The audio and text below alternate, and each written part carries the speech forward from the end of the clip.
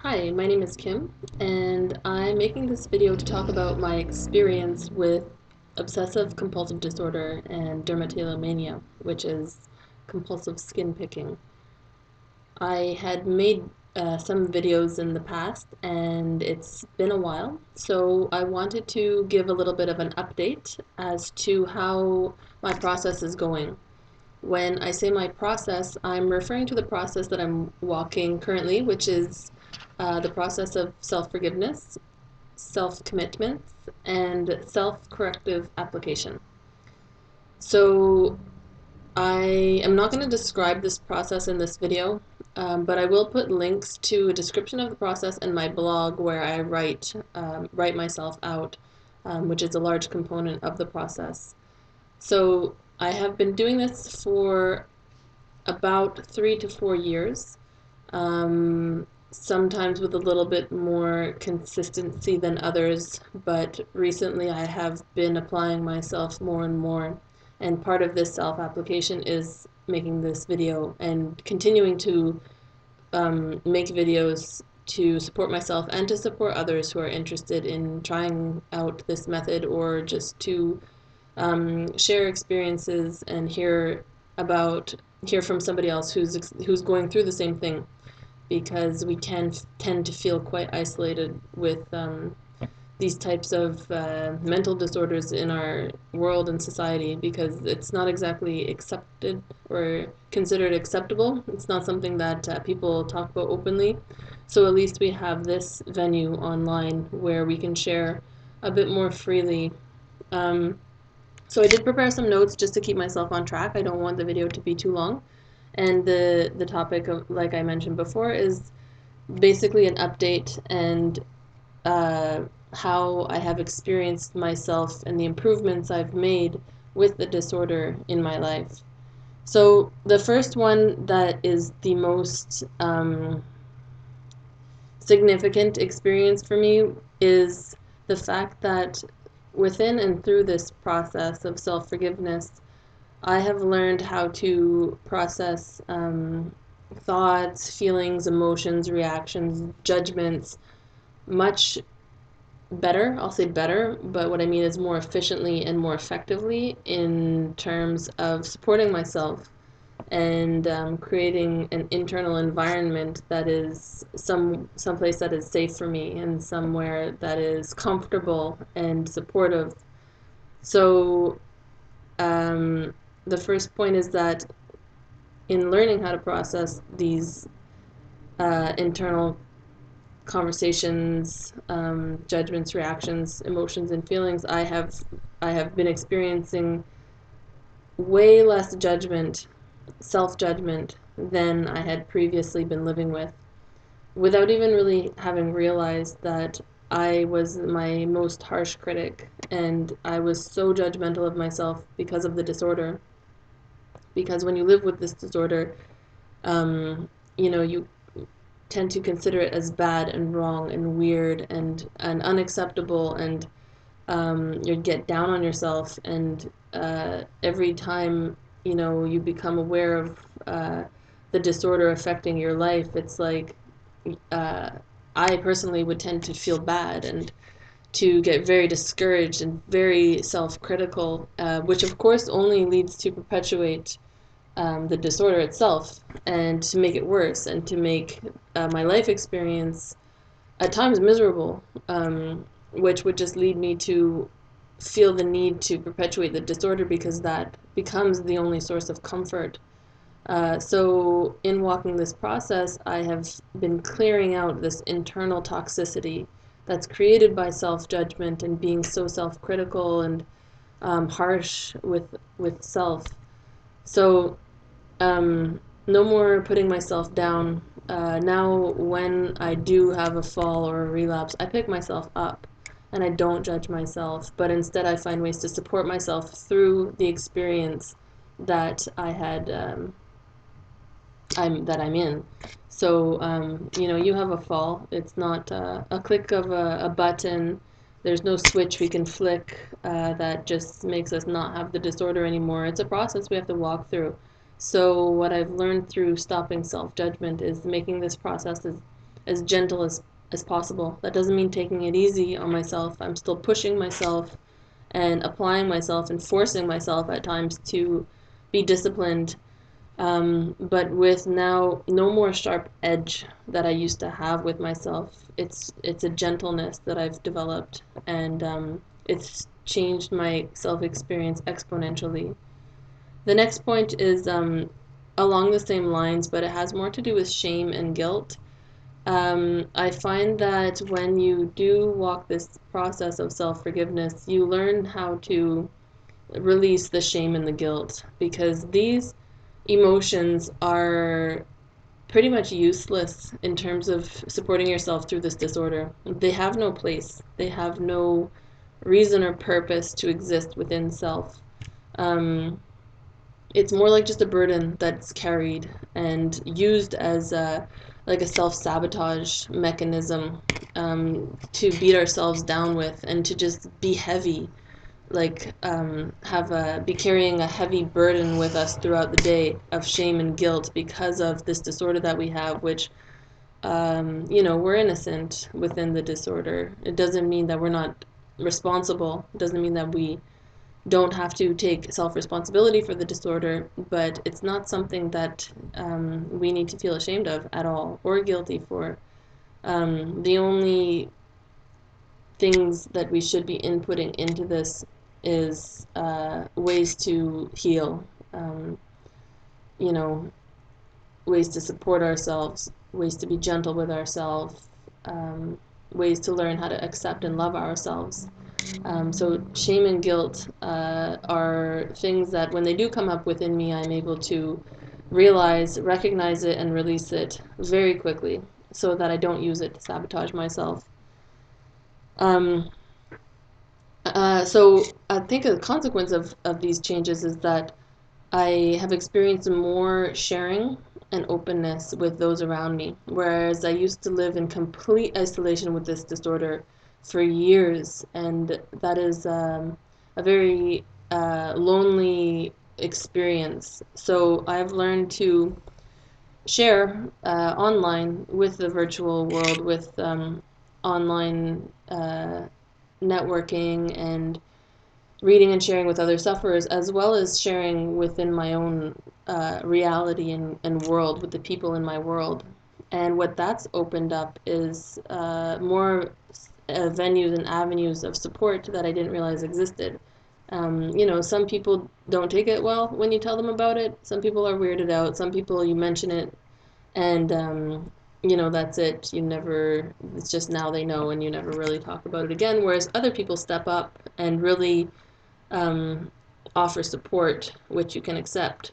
And so I have people in my world who are very supportive to me now, and it's only because I was able to open up and share and talk about it comfortably that this kind of opened up in my life, and I accepted, and I definitely embraced.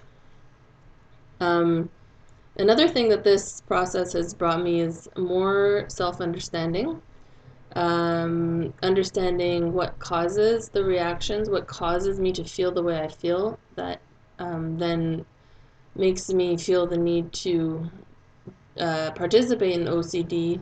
I now, I don't understand it 100%, but I do have way more of an understanding of what contributes to it throughout my day, throughout my week, and in my life. That understanding now gives me more control over the disorder, because I can prepare myself for times when I know that it's going to be difficult, and I know how to prepare myself. And I'll go into that a little bit more in other videos.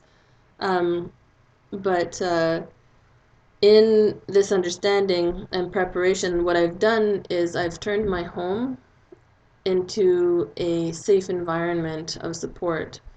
And I've also viewed my home as an extension of myself. So you have like your home within your own body, and then you have your home as in the house, the building within which you live.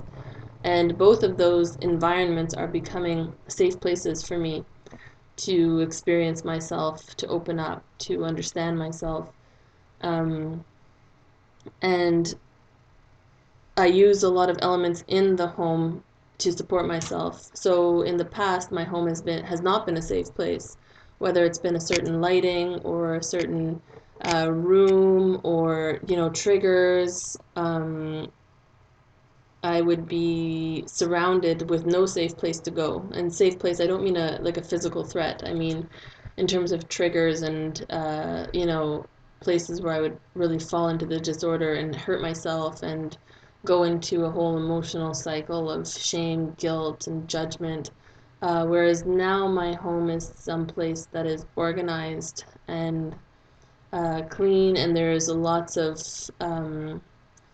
other sources of release or activities, physical activities that I can do when I see that, a time is coming where I'm going to be more weak or susceptible to reacting and submitting to the disorder or to a trigger.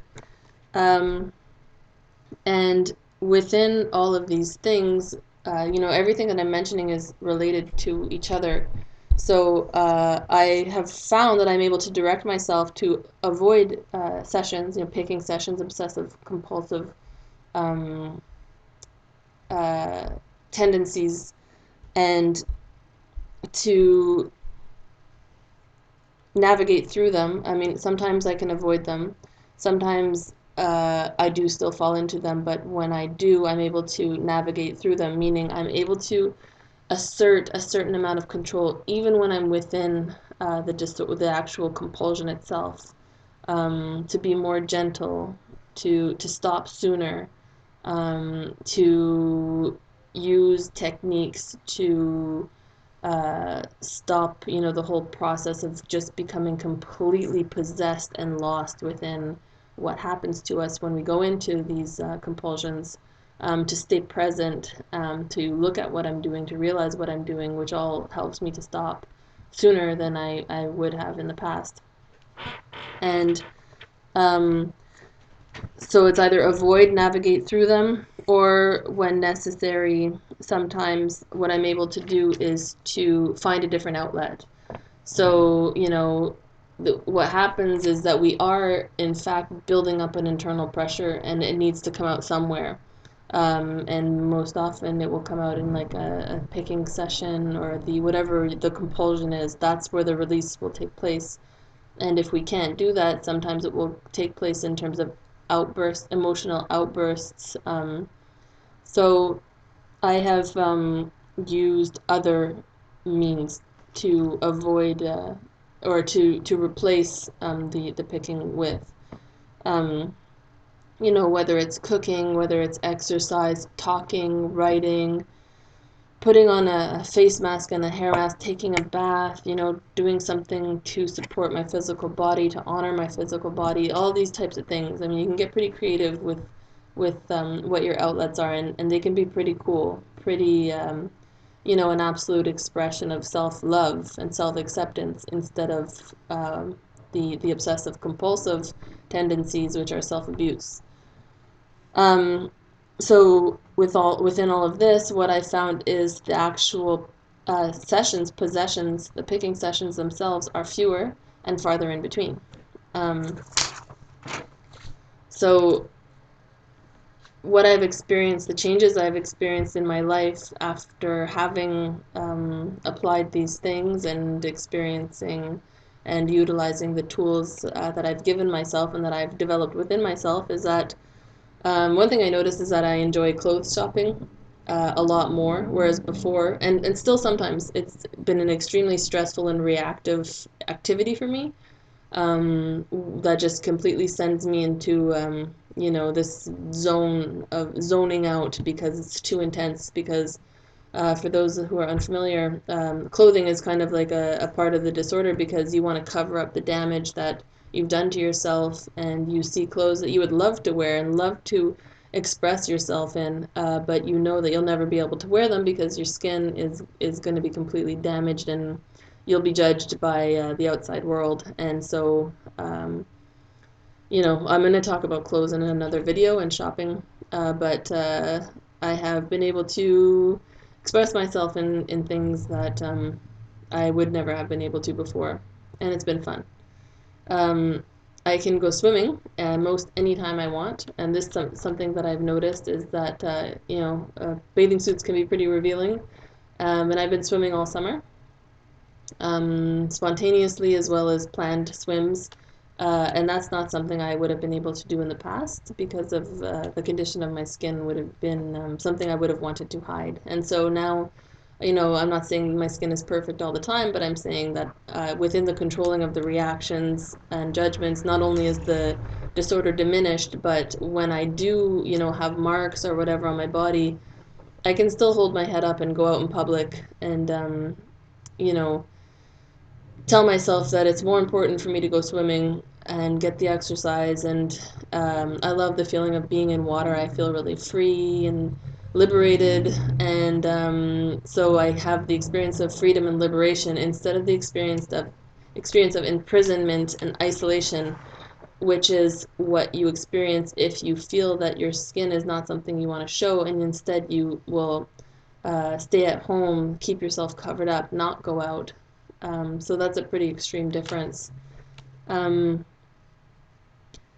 I can apply enough self-control to prepare myself to attend events where I may need to be presentable, is my next point. So I've also noticed that, I see a lot on the support platforms or support groups where people will say like, oh, I have a wedding to go to, or I have a beach vacation, and you get all stressed out because you know that you're not going to be able to control yourself, and you're going to go to this event and you're going to go through all these reactions because you had to show your skin.